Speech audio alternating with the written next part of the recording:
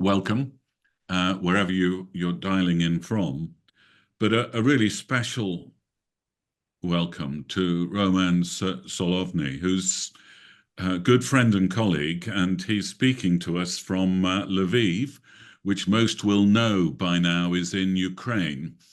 And so is going to share with us about his experiences and his theological reflection there. He's writing, and they're still running theological conferences and whatever there. So, Roman, it is a pleasure and a privilege just to welcome you into the group. I can assure you the natives are friendly and they're prayer warriors, and that they will take to heart whatever you say and commit to pray for the topics that you've left us. And again, just the usual thing we have here is that people needn't break their wrist trying to take down shorthand all you say, but the actual topics will be available in the chat box before we break into small groups. So we've got about 25 minutes or so together in conversation. Then we divide into small groups, and then we come back for a closing prayer together. That's the sort of format. So welcome from the heart, from all our hearts. And really, please just tell us a little bit about where you're speaking from, your home, and your family situation as well. Yes, good evening. I hope it's evening for everyone. Just want to apologize for my English. Once I was visiting the United States and I went to pharmacy to buy some pills from headache or whatever. And the shop girl who was working there, she was Korean. And she was talking in very difficult Korean accent. But then she would listen to me talking and said, "Oh, you have such an accent. Where are you from? You have such an accent." And I was thinking that I'm speaking not a bad English comparing to her Korean accent, but it's all in comparison. So you never know how bad your English could be. Yeah, When I so I lived in the apologize. States, incidentally, I had a similar problem. They were always telling me, "I like your accent, but where's it from?" And I say England, and they say, "Do you mean Canada or South Africa?" No, England. It's an English accent. Anyhow, yes, we take the point, Roman. Yeah. Yeah, so please make sure you ask in chat maybe if something will not be understood. So yes, I'm talking from Lviv, Ukraine, from my home city. I was born not far from here, and actually I live all my life here in this beautiful city, very historical, cultural place. But unfortunately, as a whole Ukraine, it is involved in a war. I shared it in our WhatsApp groups that we have for our partners recently. The event that still is kind of very moving for most of people who live in our city. 3 weeks ago, we had a major shelling of Russian drones attacking Lviv, and our air defense system, and also there were missiles, and our air defense system hit the Russian missile, and the rubbles went on the top of the buildings of where people lived, and one family was suffered so much. The father of the family survived, but his wife and 3 beautiful daughters died. So basically, all his family, 3 daughters, like 7, 14, and 19 years old, very beautiful, well-educated, well-raised children, and then the funeral was so moving. Actually, the whole city came to say goodbye to their dear family. So I'm just trying to say that even Lviv is kind of many hundred kilometers away from actually front line, still almost every second night or every night we have our region or a neighboring region under Russian attacks of drones and missiles. So still all our life here is defined and determined by the war events. So still whatever we would be talking, the war would be the thing which is underneath, which is on top, which is kind of like a water everywhere. And so how do you cope as, I mean, I think you and your wife live in Yep. in the home. I mean, things like food, things like electricity, things like getting some sleep. How's that in your rhythm of living? Yeah, when the war started, both of our children left the country. Actually, at that time, almost half of Ukrainian population moved.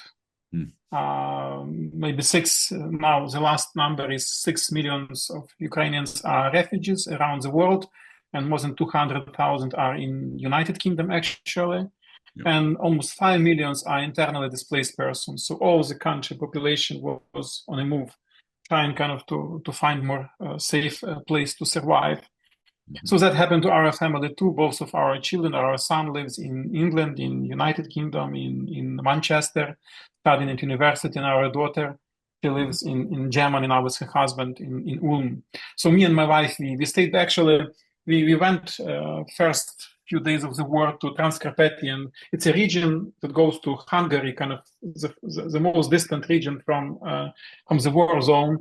And we stayed there for maybe 5 days. But then at that time, our city was just crowded with the people coming to go to Poland or Hungary or Slovakia, because Lviv is a major city in Western Ukraine, main railway hub and transportation hub. So we decided to come back to Lviv because our church and everyone was trying to do something to help those poor people. And we came back to Lviv maybe on a 6th or 7th day of the war. And we stay there with my wife. So in terms of food, yes, first maybe 5 or 4 months of the war, there was shortage of products in supermarkets because many lines were cut, many suppliers from central and eastern Ukraine were not able to provide their products. And actually the main road from Kyiv to Lviv that connects Lviv to the central and eastern Ukraine was also cut by Russians. And there were Russian tanks on that road. But then the neighboring countries like Poland or Slovakia, Czech, Romania especially, big agricultural countries, they started to provide their stuff to our supermarkets. And I guess maybe on a 5th or 6th month of the war, we have all the products replaced. The energy situation or power situation is probably a major challenge for civilians in Ukraine. Because even the first winter of the war, Russians were trying to destroy our energy system.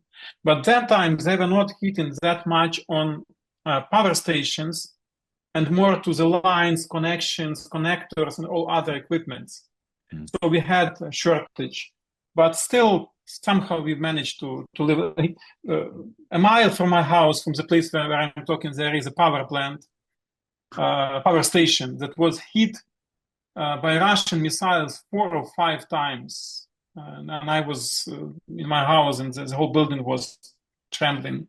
But this year, starting from May, Russia started new wave of destroying Ukrainian energy system, very severe and very barbaric way. So basically all our hydro energy stations are destroyed. And Ukraine has many big rivers, and the hydropower stations, they were providing maybe 40% of our electricity.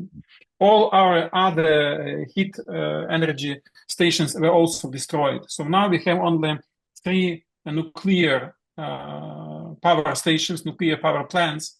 And the last information is, and actually our president shared that yesterday on the United Nations, that Russia is doing reconnaissance on our nuclear power stations, and that if they would hit our nuclear power stations, that could be another Chernobyl. And actually Slovakia, Romania, Poland are now taking measures already what they're going to do if something like that going to happen. And then that also means that our country will be in darkness. We had that situation during summertime when, because of extreme heat, we had electricity only half a day.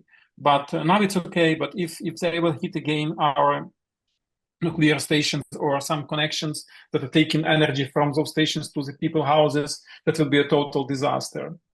So yeah, and then sleeping is is a challenge, because actually every second night, like today in the morning, we had 3 air raid alerts when Russian MiG-31, their aircraft, military aircrafts, were in the air and they were shooting ballistic missiles in different places in Ukraine. And you got information from government that the missile is going to the west. And when it's ballistic missiles, that means that you have 3-4 minutes and you don't know where it's going to hit. So when you have it in a nighttime, couple of times, basically you lose your ability to sleep normally. And So on sleeping is that a same, challenge. yeah. What about, I mean, I'm thinking water and heating and stuff. If if you wanted to take a shower tonight, or is there any problem there yet, or are those utilities going okay? Yeah. Yeah, our city communities are trying to find creative ways to provide water. Even if there is no electricity, there are small power stations at every place where it is possible. There are power generators everywhere, a diesel power generator. So even if there is no electricity, like for 8 hours, we still can have a water. Nobody knows what's going to be like 10 or 15 hours.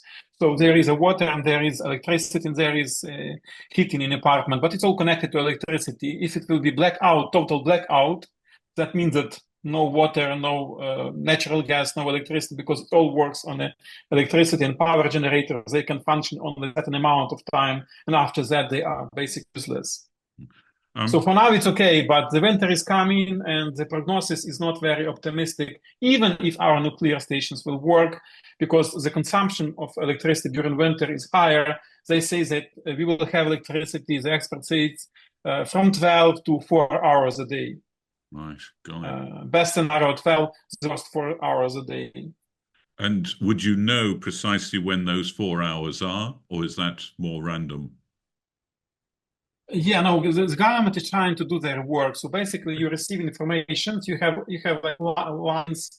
So one day you do not have electricity from 6 till 10, for instance. The next day it's from 10 to 2 o'clock. So basically, they try to do justice to people and provide electricity on an equal basis, because people are very sharp, to recognize any injustice in such situation. Yeah, under pressure as well is Oh, extreme. yes. So when you sit in your building, you look in the window, you are in the darkness, and next building has lights. You feel a bit not happy with that. Yeah, and I guess, I mean, I'm also in awe of the fact that you're playing a significant part in church leadership, but also in the college that you lead. I mean, you're keeping a huge number of ministries going there. What are the ones that are proving the most valuable, and what are the bottlenecks, and how are those ministries? Yes, thank you. When the war started, maybe next week, we started to help internally displaced persons that were arriving to our city. Right now, in Lviv and Lviv area, we have more than 250,000 of internally displaced persons. So that's Yeah. more than the whole United Kingdom, just one Lviv region. Yeah. Can I cut across that just to say that if people Yes, haven't seen it, you did that video for us, and you commented that there were, I think, 50,000 refugees arriving at the mainline station in Lviv every day or something, and the church was trying to. And so, just to give an idea of the scale, and also yeah. that people can have access to that video as well. Yeah, So, that was in the beginning of the war. We had such just immense amount of people coming every day. There was no room to sleep. Everything was filled. Sunday school classes, schools, everything was filled with the people, and we were trying to feed them, to take them to border, to provide them legal help, medical help, psychological help, spiritual help. Right now, not so many new people are coming, but still northern Ukraine, if you will take a moment to look at Ukrainian map, the cities like Kharkiv and Sumy, north and close to Russia, they are 30 kilometers from Russian border. Those cities and those regions are actually being just teared down, just destroyed. Every village, like Kharkiv, has dozens of Russian bombs every day. I have a friend in Kharkiv, and every time the bomb is exploding, he's writing about this on Facebook. So basically, you have endless list of his posts on Facebook many times a day. So yeah. many people who even returned to those cities after first half a year of the war, now coming back to Ukraine, and again coming back to Lviv region, and also our eastern war zone, Donbass, where Russians are advancing, and they're approaching just 6-7 kilometers from last Ukrainian big cities under Ukrainian control on Donbass, cities like Pokrovsk, Slavyansk, Konstantinivka. So many people are leaving every day and also moving to the Western Ukraine. So we are trying to help new people, but still many of those who came earlier, they do not have means to survive. Government, because almost all our money go for the war purposes, has no resources to provide for those people. They can't rent apartments, they can't provide for their food. Many of them have older senior people, the disabled relatives that they need to look for and provide care for them. And basically they just can't get some job to make some money. So our church for 2.5 years is doing a huge food packages program. And also we provide other help like clothes, hygiene products and other things. But the main thing is to provide food packages for every family we are able to provide. And it's very important ministry because we provide not only food, but we provide, so to say, hope to those people. We share with them that they are not alone here. Even if they lost everything, their houses, just a moment, there is one family that I always say, me and my wife, we adopted that family, so to say, because they are from Zaporizhia region and their village is under occupation and the whole village is destroyed. There is no any house in the village that would survive the battle that was there. And on their yard, on their where their house was, there is a Russian tank destroyed by Ukrainian army. So they have nothing. They don't have a room to return. And when you see this video, they got a video of drone on their village, and they were crying, showing us this video. You understand that those people are helpless. And even some limited help like food or whatever that we send them every month because they live in Carpathian Mountains. We help to find them some place to live there. It's very important for them, and they are sending many thanks every time when we would send some very simple food to those people. So this is important ministry for me and for our church. And we are doing this. We pray for resources to continue this. Another ministry, I'm teaching pastor. And I do a lot of teaching in a church, but also I do a lot of teaching and traveling and teaching in other seminaries. And one of my brightest memories of recent teaching was a group of Ukrainian military chaplains in Kiev, all of them evangelical pastors and believers that are ministering as chaplains on a front line zone. And when I came to this room filled with the people who were on army for 2 years, I said to them, well, honestly, guys, that you should be teaching me, not I should be teaching you, because you know much more than I do. But they need some formal training to continue their chaplain status from government, from Ukrainian army. So they need their diploma. So for that reason, they need to sit in the classroom. But that was very moving moment for me to share my knowledge with them, but also to receive so much wisdom and stories from them. And also our institute, that I'm leading is doing a lot of events and publishing to provide for Ukrainian church that is ministering to the victims of the war. And I just was very moved by our friend and colleague Taras's observation that in a teaching thing, when the air raid sirens went off, people just stayed in the conference and prayed and continued, didn't bother going to the bomb shelters and stuff. Must be really scary in that kind of situation. But yeah, Roman, you're engaged on that and in all of this. You are a leader. You're a theological educator. You're a speaker and writer, whatever. Share with us something of where your reflections go and what the challenges are you're trying. I mean, we could list many, but what's on your heart as you look into this situation? What would you want to convey? Yeah, I was doing a lot of writing recently and speaking at a few conferences.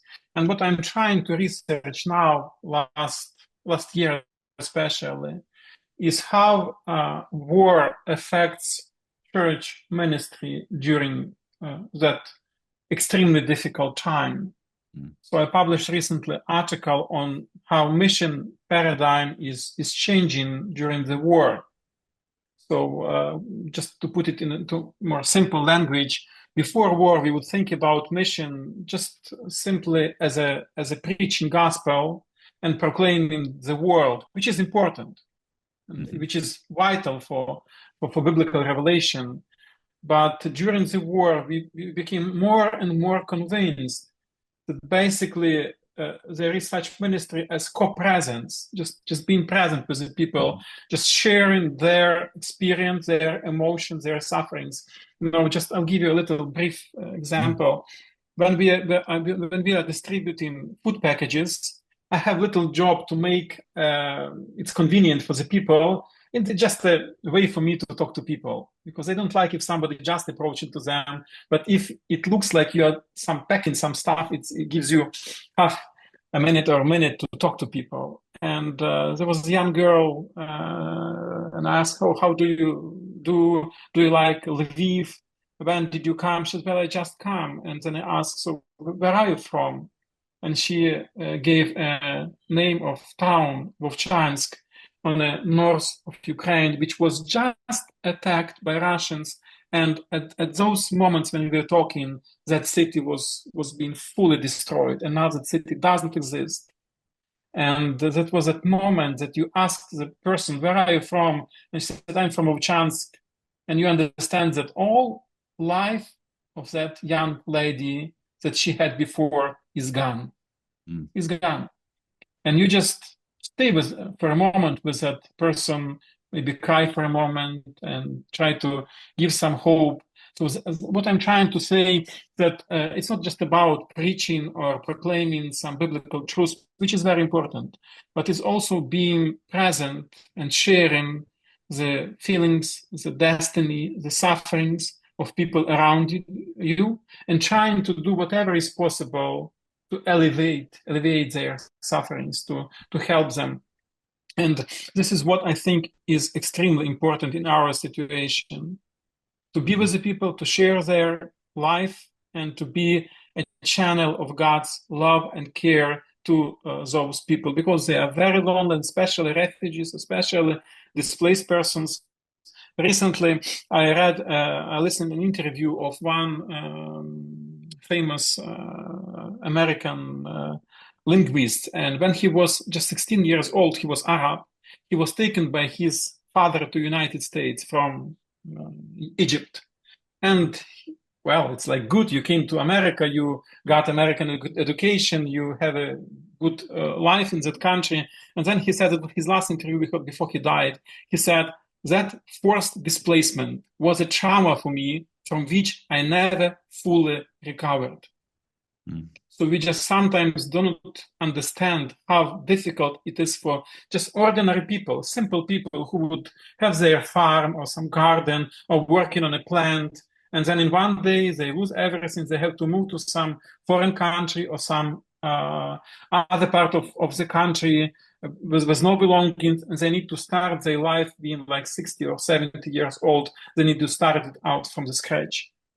So I believe it's very important for the church to be there and to be with the people. This is what is on my heart constantly. Well, I'm curious, expanding that and expanding your reflection on your conversations with those that you're delivering food or ministering to.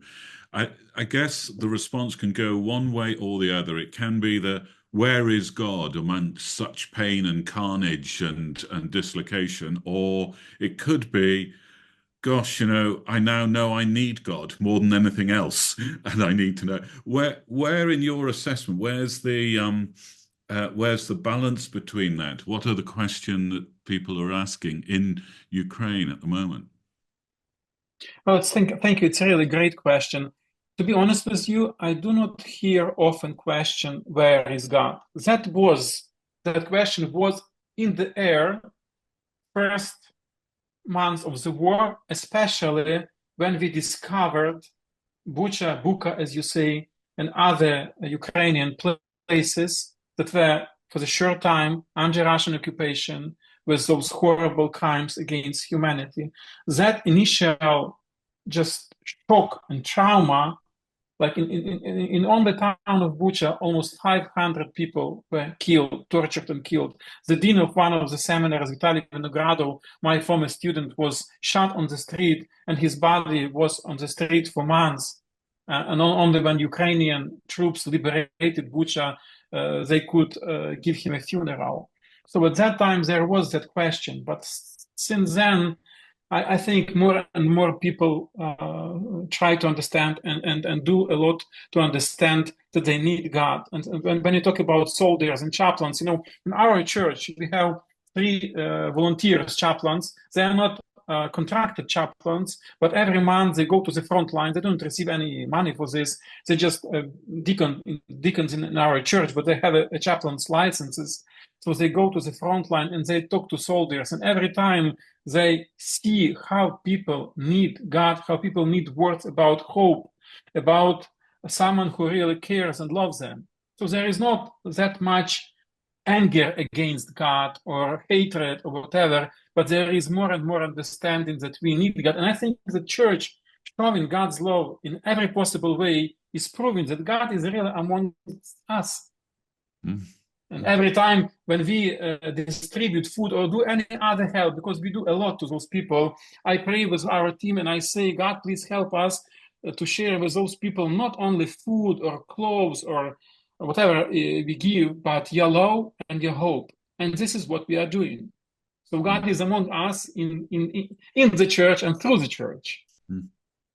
Gosh, Roman, I'd love to explore a lot further. I'm sure we all would, but we are now on the sort of time to go into our groups. You've given us, thank you, some prayer topics, and we've covered some of those in our conversation. Do you want us to point us to one just as we break in that sort of 10 or 20 seconds? Just what's the one? Yeah. I would like to ask you to pray for the project that we do under Langham in Ukraine now. I just given 3 names that we are doing. Very important topics, very important books that will illuminate the experience of war on different levels. One, it's a contextual commentary on Beatitudes, and Ukrainian theologians are trying to explore what does it mean to have a pure heart, for instance, during the war, or to be a peacemaker when your country is threatened. Another, the most dear for me book is a collection of stories of Ukrainian Christians during the war.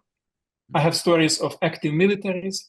I have story of young widow, 24 years old, whose baby was born after her husband was killed on a battlefield. I have stories of wives of Ukrainian soldiers, of chaplains, of paramedics, of pastors who express how war changed, how they read Bible, how they pray, how they value church. And the third book is a book of, it's a collection of sermons of Ukrainian pastors and theologians who on a daily basis provide to their church theological and moral leadership in times of war and other challenges that we face now. It's really difficult, especially this book of stories. It's really difficult because many of them are soldiers. One author, my last point, he wrote his almost 40 pages with his cell phone in trenches to share his heart, what he experienced being in the most difficult areas of this war. So I really ask to pray for those authors and for all of us who are involved in preparing those books to be translated and published in English and in Ukrainian.